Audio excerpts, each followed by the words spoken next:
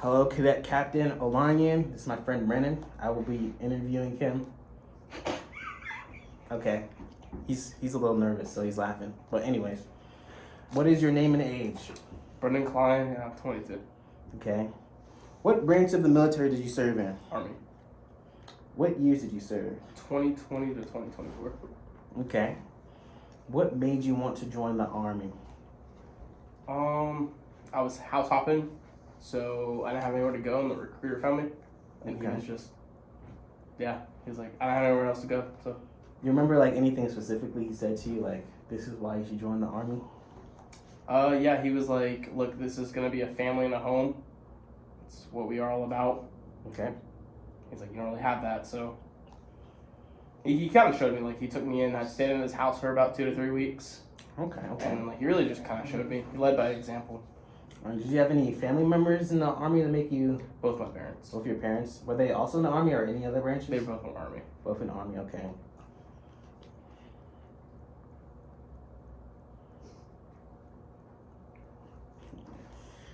Okay, but what about siblings? You have any siblings?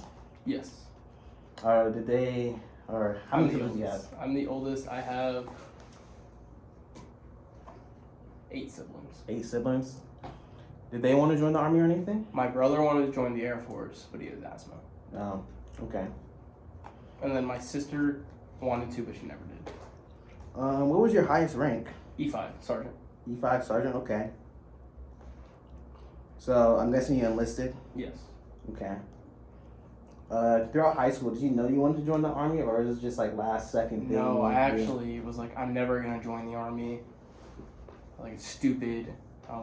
I was all about like I didn't want to be a government drone, and so I just didn't want to join the Army. Okay. But like, what changed your mind towards the end of like high school? I'm guessing. I graduated, and I had nothing going on for myself. Like I said, my mom kicked me out when I was like 17. Didn't have anywhere to go. I graduated, so I was like, oh, why not? Like, nothing better to do. I had no track in my life. I needed to get myself together. Okay. How was basic training? What was that like? Fun. It actually was one of the most fun parts of my like careers. Looking back at it, Yeah. like looking back at basic training was hilarious. Was it like one of those things like in the moment, or was it Oh, super yeah. fun? In the moment, it was not fun. In the moment, it was stupid. Mm-hmm. But looking back on it, probably one of the most fun things, and like would definitely do it again. Okay. Basic training was funny. What would you describe as like funny? What was the funniest thing? Just building that communication with the drill sergeants. The drill sergeants were just, they're being stupid. You're just doing the stupid things, crawling through the mud for no reason at all. Okay. Because someone forgot to tie their shoes in formation. Now all of you are crawling in sand for the next 2 hours. Okay. Kind of dumb things like that. And like you being an E1 saying things that you have no idea what you know about with other E1s, like assuming stuff you know nothing about. Just it's kind of like the innocence part of it. You just don't know anything. Okay, what was like the biggest adjustment you had to go through, like when you first joined, like thing in boot camp that you like, dang, I really gotta get used to this. Discipline. You know? Discipline. Doing what I was told when I was told how I was told. Mm-hmm. Yeah. Waking up early, doing what like someone was just telling me what to do. Like that was the biggest thing. Like actually having to listen to someone was huge for me. But you get to learn to do it. What was that thing that like got you through, I guess, basic training boot camp? To make something of myself. To make something of yourself? Yes, to show that I was able to do it. Okay. Did you meet anybody there that like you think you're still in contact with to this day? Mm-hmm. No? So I was a bit of a rare MOS. I met someone in my basic with my same MOS. Okay. And with 94 Fox.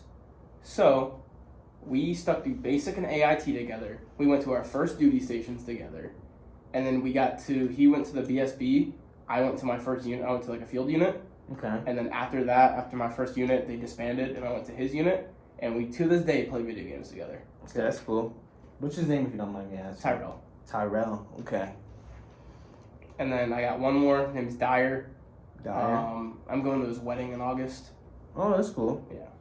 What was your MLS rating? Rating. Okay, my MOS rating was 94 Fox. Okay. That was my primary. My secondary MOS was 68 Whiskey, which was Combat Medic. Okay. Yeah.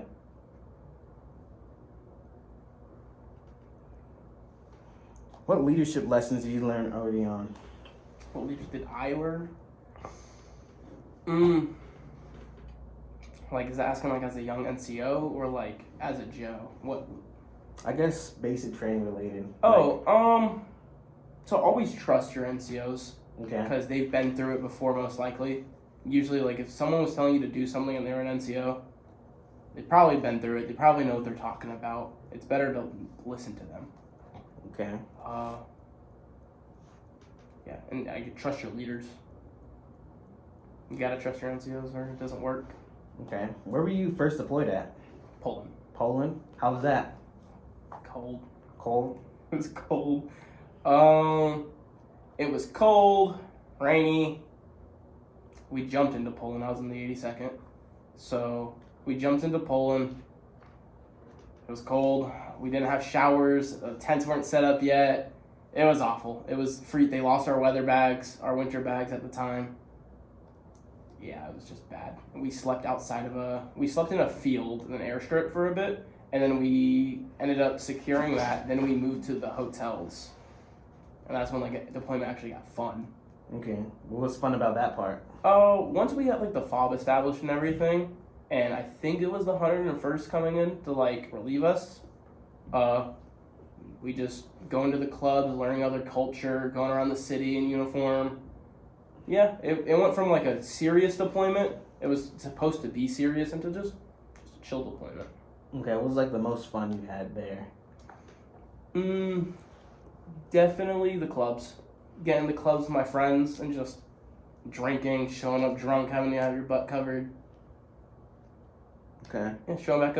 Yeah, just showing back up to the can't like into the fob. Just Okay. hammered. Okay. Other than like the clubbing and like drinking aspect, what was like a typical day looking like for you? Like sun up to sundown. So a lot of like pulling duty, a lot of like patrolling the border between. I want to say Ukraine and Poland was the border. We had to do a lot of that. I was maintenance, so doing my normal maintenance routines, fixing nods, making sure the VSAT was online, computers, tablets, making sure all that was good and going, doing my normal checks of the troops. Okay. Yeah. What would you think is like the hardest challenge you faced in Poland, other than like I guess the coldness? Not showering for 2 months. Not showering. Yeah. Not showering, and then unironically, one of the biggest challenges was like having to stop people from crossing the border.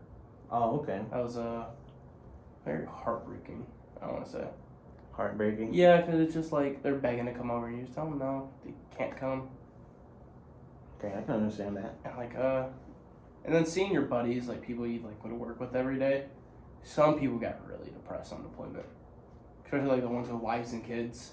Okay. Really depressed. What would you say is like I guess the best place you got deployed?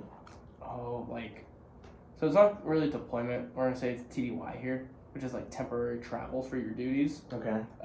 Tokyo. Tokyo. Tokyo is my favorite. Tokyo. Okay. I was supposed to be there for like investigating like NVG. It was this new NVG that they were creating.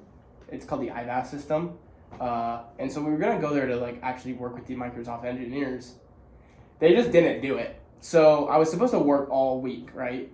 Ended up not working a day in Japan and just in the middle of Tokyo, and we just chilled there. We traveled to Tokyo. I don't know the exact city we were at outside of it, but it was super cool. Just got to explore Japan for free. Okay. What would you say is like I guess the worst? The worst. Italy. I did a jump in Italy. Italy. Yep, and the people that were there, they were just complete dicks. We didn't get to leave. We didn't get to do anything. We just sat in our fucking rooms all day. Okay. Yeah, so it was kind of boring. On a mission, how did teamwork and leadership impact it? So, I didn't really do much missions. Didn't do much, for deployments, didn't have much missions.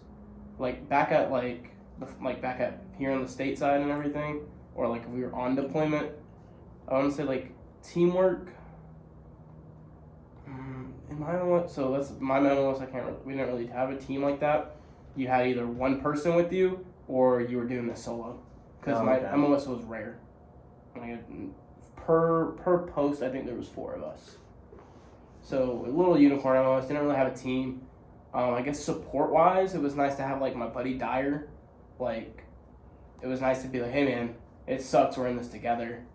But like, no, there wasn't really like teamwork when you're by yourself. I guess my NCO was great because, he didn't, nothing. I was my own. I reported to an E6 and then a warrant officer. So. Okay. What was like the thing I guess you missed most about home, maybe? About home? Yeah. What do you mean? Like, you're out there stationed, probably gone through something, like, going through some stuff. Like, dang, you just think back to this thing. I guess I missed my wife. Your wife? Yeah, at the time, I missed my wife. But, not really besides that, no. Didn't have much problems up there. I just missed my wife. Okay.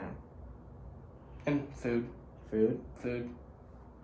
I will say, like, on deployment, like, until we got to, like, actually explore Poland, yeah, eating MREs kind of suck. Makes you poop. Not poop. Okay, so how did how the military change you as a person? Oh, wow. Okay. The military, put me mentally above my peers in every way. It gave me that level of like dedication to where you'll hear us in college, right? Say, oh, school's hard, they'll give up, they'll drop classes, right?